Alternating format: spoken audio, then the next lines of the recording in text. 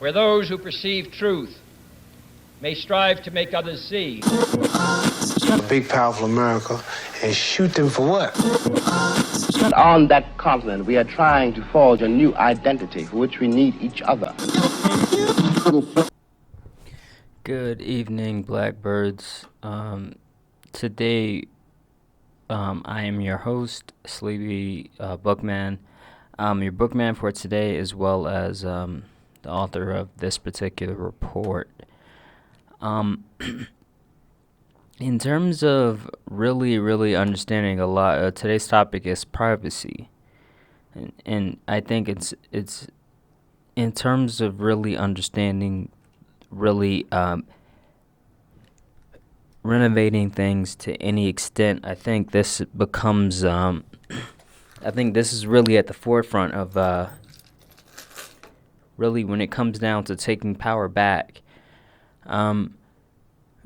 You know, a lot of people, I'm imagining a crazy, you know, the crazy uncle at the, you know, that is actually like, they're telling you the idea of privacy not existing in this world. And in terms of technology, in the world of technology, I think privacy becomes more difficult. But to say it is non-existent does not help in terms of renovating things to any extent, because I don't think that we're going to go back in time, but I do think that we really need to understand and become more engaged in this area, in this time period. Now, this is going to be broken up in terms of privacy, data. You know, I think it's. I think Google parties are really going to become more prevalent, hopefully in the future, in terms, or really in the future, or Google itself will be held more accountable in terms of their relationship to government. But really, you know, these things are going to really come to the forefront in multiple ways, but in particular, in my particular circle, I'm trying to make de-Google parties more of a thing. In terms of understanding really where we come from and what happened, really the privacy laws.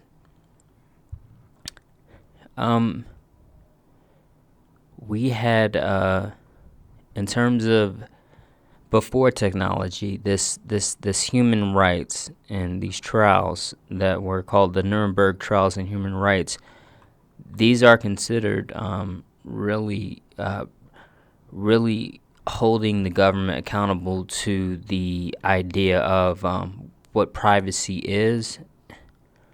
And it looks, and when it, like I said, when technology becomes more prevalent throughout a society, that needs to be defined even further. In terms of the history of privacy, the Nuremberg trials before, but the Nuremberg trials in human rights really highlighted, I think, Article 12 of really how privacy was instrumental to this idea of really this human rights and this function of a human. And today, later on, we come upon the computers and data privacy.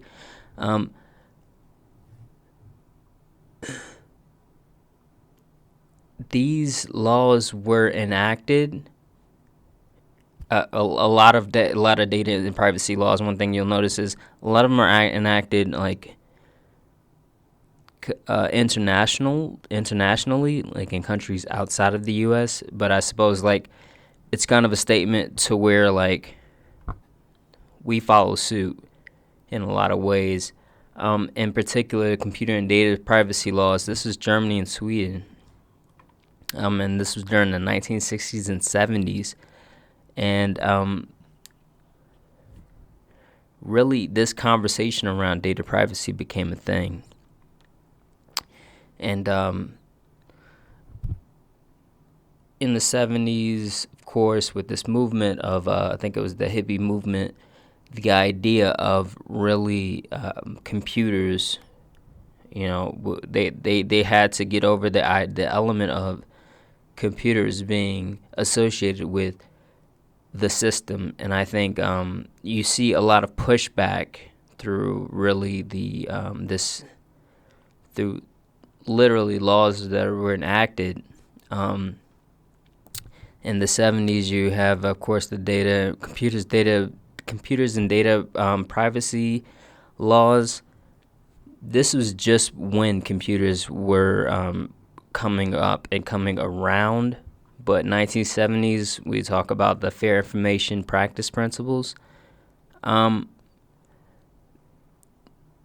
This is really kind of like this became a foundation for this element, and it really became an I couldn't imagine the environment back then of having to convince people that computers weren't the actual devil themselves. And I think that this is reflected in terms of, I'm sure that these are more robust in terms of actually really keeping a government accountable to this element of hey, we have to make sure we're straddling a line here of people trusting the government. And I think a lot of people back then knew that people weren't going to just magically trust the fact that this new technology and what it could do for them. So I think the Fair Information Practice Laws, Practice Principles, that's kind of the foundation in the U.S. and Department of Health, Education, and Welfare. And that was back in 1973, 1974. We're talking about the Privacy Act of 1974. Just more pushback and really the idea of government surveillance related to technologies going into homes.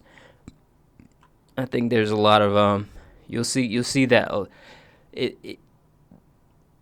it's interesting because really we've gotten lax to even to the element of introducing AI ubiquitously. I think these guys back then had a real they had a real job.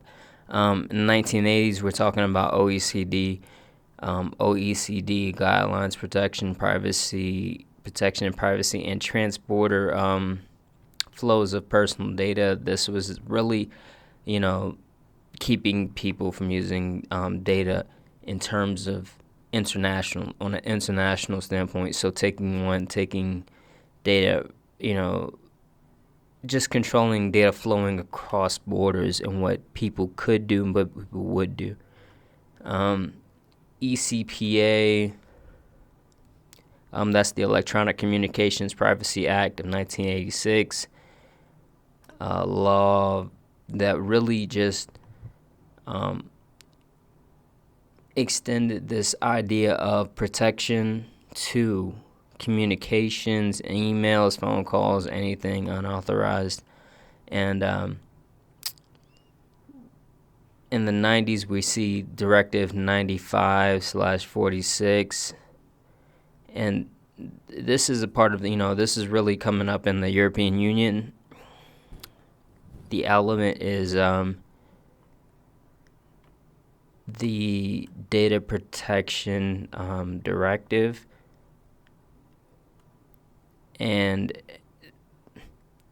this particular thing, this particular regulation established really rules around data and privacy and comprehensive privacy for EU member states influence, and it stood as a standard for really to be followed by the U.S. The U.S. and something that we really, took notes on.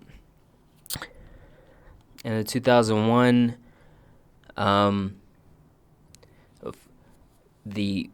we talked about when we talk about 2001 in terms of what happened there, the USA Patriot Act was passed, and I think this led to really what Snowden revealed, and Snowden really looked at and was trying to tell us in his revelations in terms of this element of the attack. It's in terms of the power introduced, the power of agencies to violate a lot of privacy really stems from this point of the USA Patriot Act, and really, when it comes down to what happened here, I think it's really important that we look at the investigative powers, how U.S. governments use these powers, and really pay more attention to the pushback that's happening today. Of course, what's really noteworthy is that these laws, these updates, they're getting further and further apart in terms of or they got further apart after the Privacy Act of 2001, or the Patriot Act of 2001, and the next just from we jumped from 1980 to 1986 to 1995 to this USA Patriot Act in 2001. The next time this becomes really something that is talked about in Congress as a law, at least, I'm seeing is the Data Protection Directive. We replaced this Data Protection Directive with we start talking about really what's happening in the EU particularly.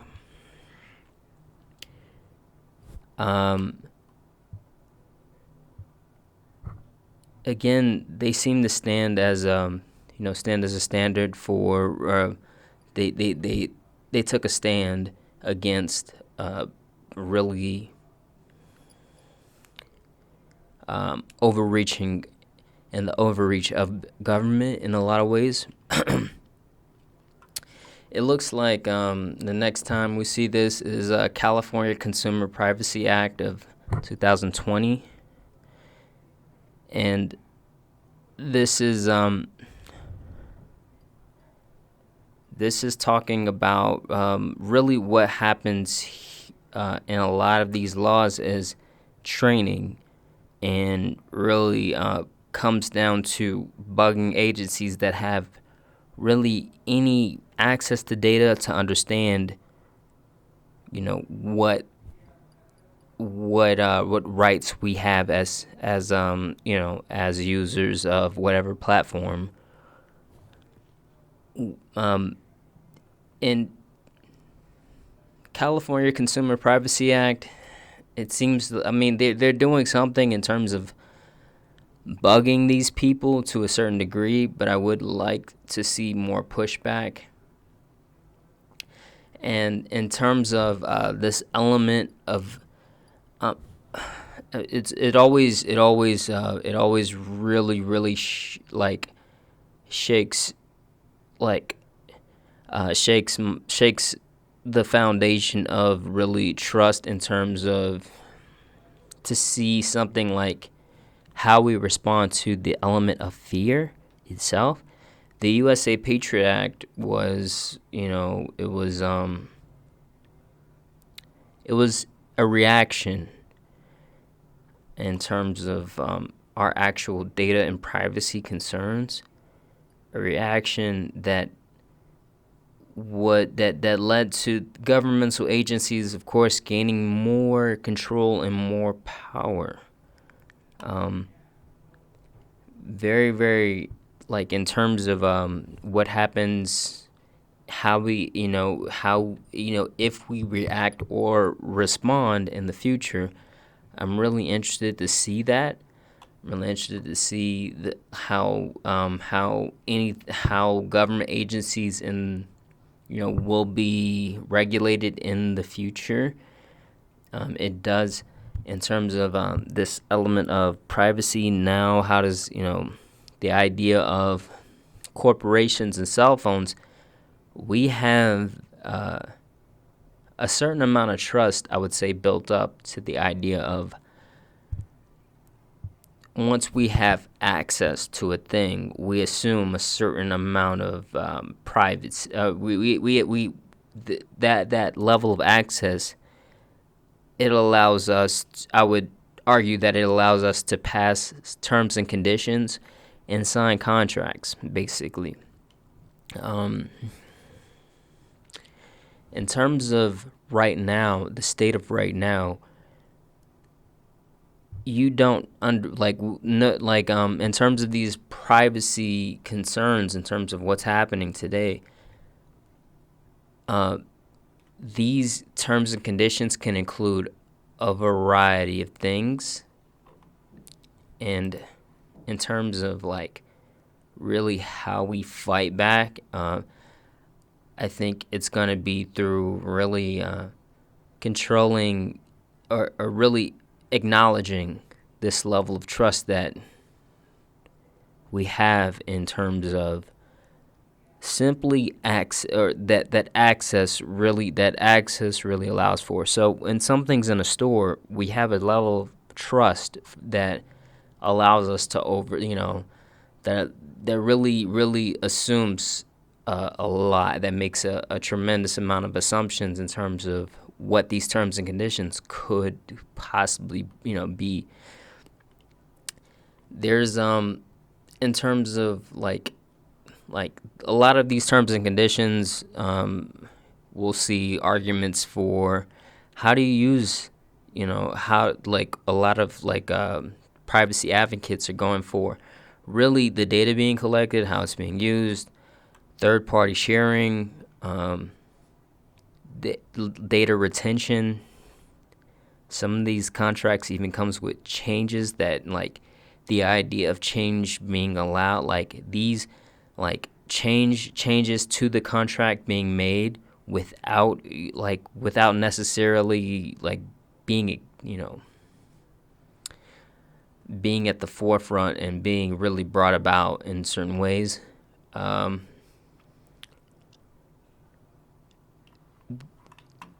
it comes down to this element now, in terms of fighting back against, really what I'm seeing here is really an element of it comes down to really acknowledging that there is kind of this baseline level of trust that comes with access in this environment. And I believe they called it data by or privacy by default, in terms of what that is, that's kind of the gold standard in terms of a phrase to really understand. We should have privacy by default, and I think a lot of us don't have that, and I think it's gonna become the idea of privacy by default. It's a thing in these agencies. It's not a thing, you go around talking to everybody. They don't know what that means. The element of, what is what is this? What do we do in the future? And how do we respond to anything else? Or how can we respond rather than react to things in the future? I think this is definitely something that we really want to look at.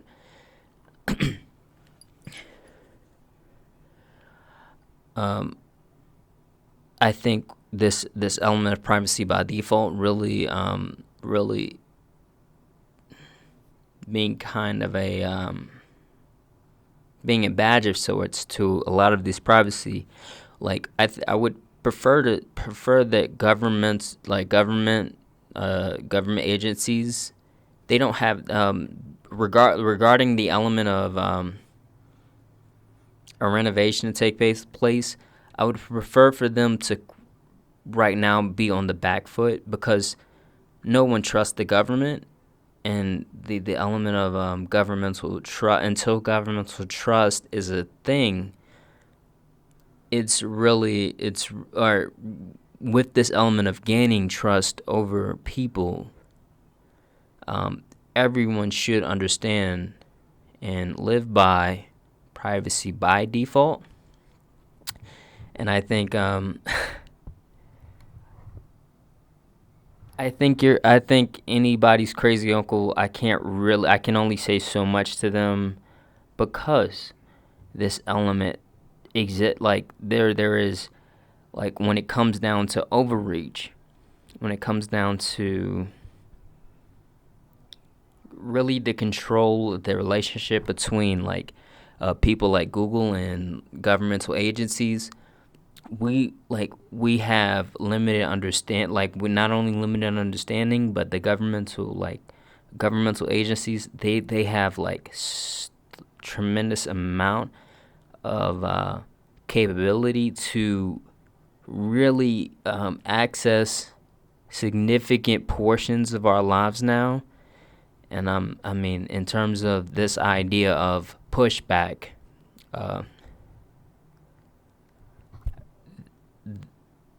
the element of not hiding from our government shouldn't be a thing, or not, or being our governmental agency in terms of privacy from governmental agency shouldn't really be the conversation. The conversation really should involve, hackers coming in to try and target you in some way, shape, or form. I think that is that would be the ideal conversation. But right now, I mean,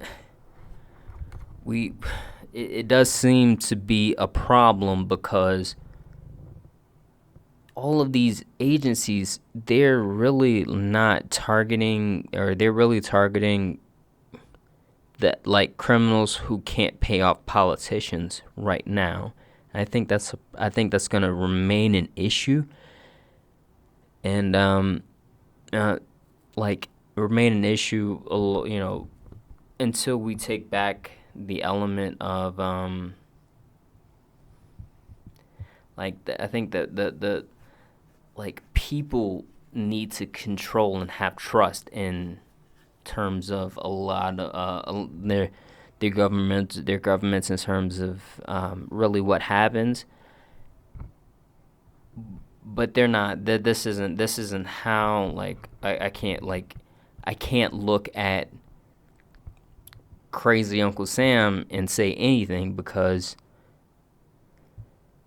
I understand that there's a tremendous amount of power that these entities have in terms of gaining it, in terms of anything, in terms of gaining, this element of privacy back, and the agent, or even through in using and being understanding of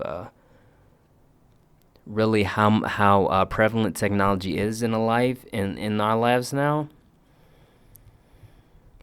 I think is going to really come down to more support for these privacy advocates. I can't believe it, lobbying groups.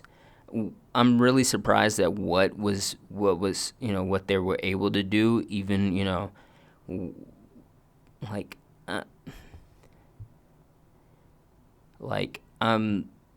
I know it's a lot in terms of I think we get a lot of bang for buck that goes into a lot of these agencies, and I really, really think that platforming these guys and having it understood is going to be a huge part of our fight back. In terms of that's the end. I guess that's the end for today. In terms of please like and subscribe.